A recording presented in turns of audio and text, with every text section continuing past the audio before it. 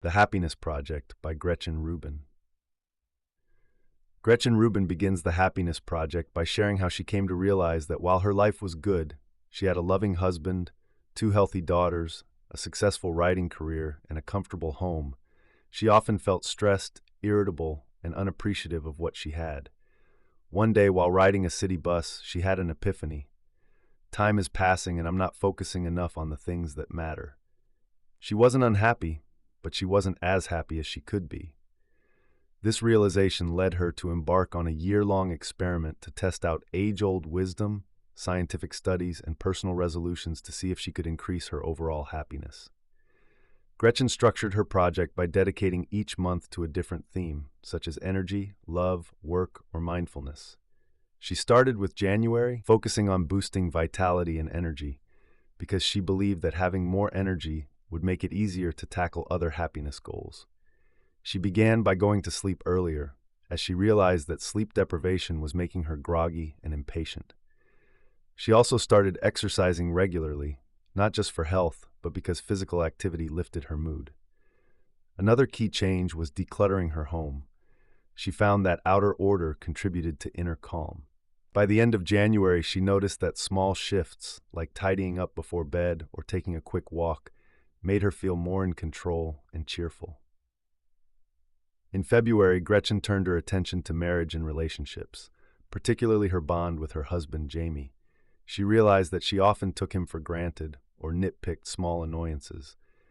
To improve their connection, she resolved to stop expecting him to read her mind and instead communicate her needs directly. She also made an effort to show small acts of kindness, like giving him a warm greeting when he came home or laughing at his jokes, even if she'd heard them before. One of her biggest takeaways was the proof of love concept. People feel loved when their partner makes an effort in ways that matter to them, not necessarily in ways that matter to the giver. For example, Jamie valued punctuality, so being on time for dinners became a way Gretchen showed she cared. March was all about work and productivity. Gretchen loved her job as a writer, but she often procrastinated or let distractions eat up her time. She decided to tackle this by following the 1-minute rule. If a task took less than a minute, she'd do it immediately, like answering a quick email or filing a document. She also experimented with the idea of acting the way she wanted to feel. Instead of waiting for motivation to strike, she forced herself to start working, and soon the enthusiasm followed. Another key insight was that challenge and growth were essential for happiness at work. She pushed herself to take on new projects rather than sticking to familiar, safe tasks.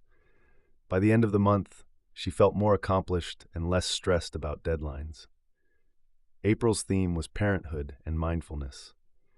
As a mother of two young girls, Gretchen often found herself rushing through the day without truly enjoying time with her children. She made a conscious effort to be more present, putting away her phone during playtime, listening more attentively, and savoring small moments like bedtime stories.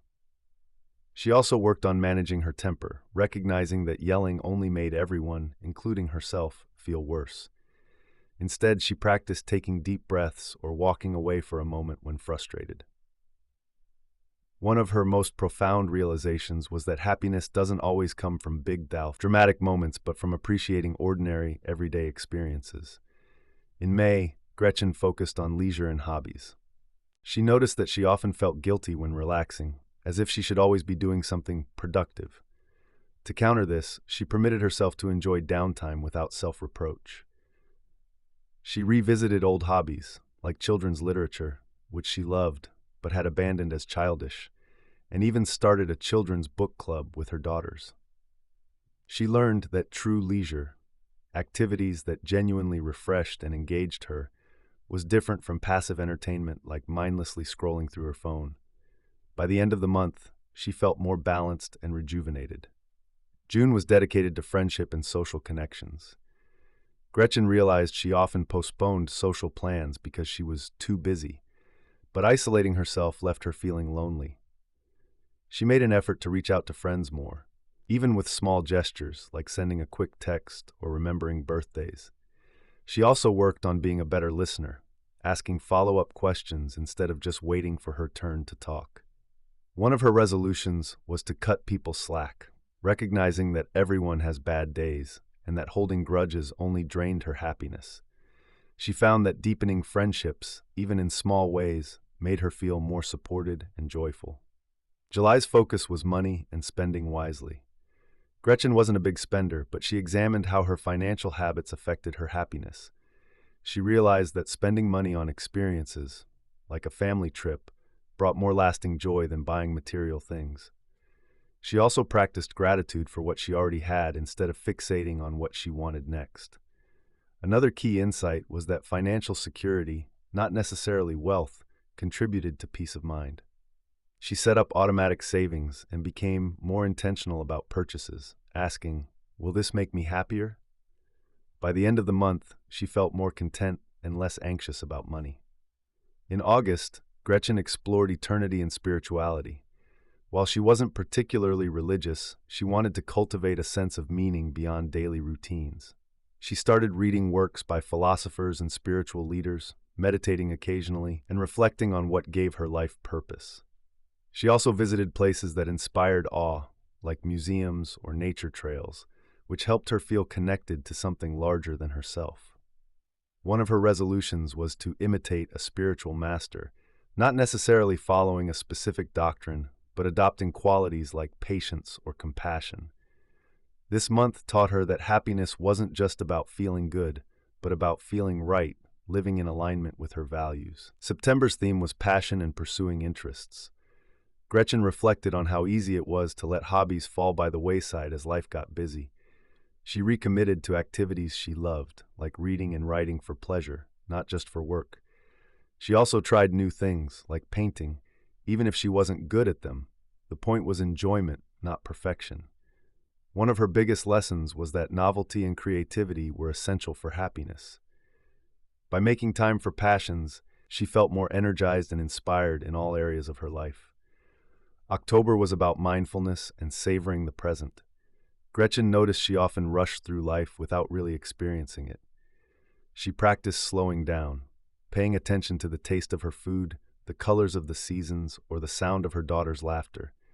She also kept a gratitude journal, writing down small things she appreciated each day.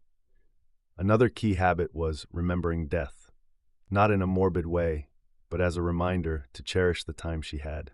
This month reinforced that happiness isn't just about the future, it's about finding joy in the now. In November, Gretchen focused on attitude and emotional resilience. She worked on reframing negative thoughts. Instead of thinking, "I have to go to this party," she'd tell herself, "I get to see friends tonight." She also practiced acting the way she wanted to feel, smiling even when she didn't feel like it, which often lifted her mood. Another resolution was to give proofs of love more freely, like leaving little notes for her family. She found that small shifts in attitude could dramatically improve her daily happiness. December was a month of reflection and wrapping up the project.